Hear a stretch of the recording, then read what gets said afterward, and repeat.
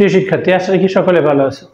আজকে আমরা তোমাদের সাথে এসএসসি পরীক্ষার্থীদের যে এমসিকিউ আছে তার একটি এমসিকিউ তোমাদের সাথে সলিউশন করব। চলো আমরা শুরু করি।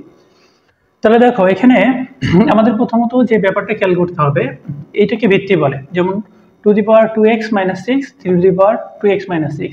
তার মানে ভিত্তি, এটা ভিত্তি 2, এটা ভিত্তি 3, এবং এটা সূচক আছে 2x - 6, এটা আছে 2x - 6। তাহলে দেখো, ভিত্তি অথবা সূচক, ভিত্তি এবং সূচক দুইটার যে কোনো একটা যদি এক থাকে, তাহলে কিন্তু আমরা খুব ইজিলি এই নিয়মে এই অঙ্কগুলো করতে পারবো। দেখো, সেক্ষেত্রে আমরা কি করতে পারি, এখানে চাইলেই কিন্তু এটাকে আমরা এই সাইডে নিয়ে আসতে পারি। তাহলে সেক্ষেত্রে আমরা চাইলে এটাকে এভাবে লিখতে পারি। দেখো, 2/3, 2/3।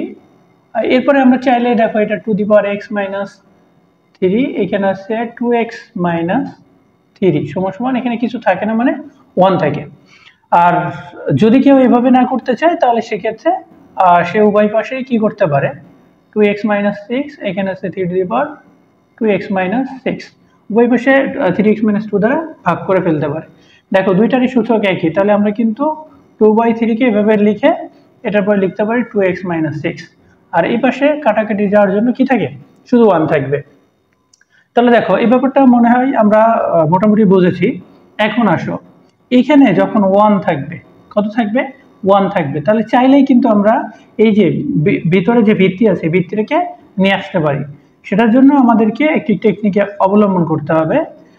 সেই টেকনিকটা হচ্ছে, আমরা মোটামুটি জানি যে কোনো কিছুর পরে 0, অর্থাৎ x⁴ মানে হচ্ছে 1, সেটা হচ্ছে 2⁴ মানে 1। তার মানে যে কোনো কিছুর পরে পাওয়ার 0 করলে সেটা 1 হয়ে যায়। তাহলে সেক্ষেত্রে কিন্তু আমরা চাইলেই 3⁴ লিখতে পারি। তাহলে দেখো, এখন এই ভিত্তি আর এই ভিত্তিটা কাটা যাবে, সেক্ষেত্রে আছে 2x - 6 = 0, এটা আমরা লিখতে পারি। তাহলে 2x আছে 6, x আছে 3।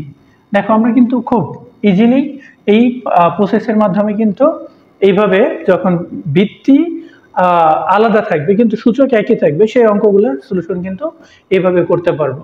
আমরা কিন্তু 2-1বার প্র্যাকটিস করলে খুব ইজিলি, মানে দেখার সাথেই হয়তোবা 30 সেকেন্ড অথবা 20 সেকেন্ডের মধ্যে অঙ্কটা সলিউশন করতে পারবো। আশা রাখি তোমরা এই অঙ্কটা বুঝতে পেরেছো।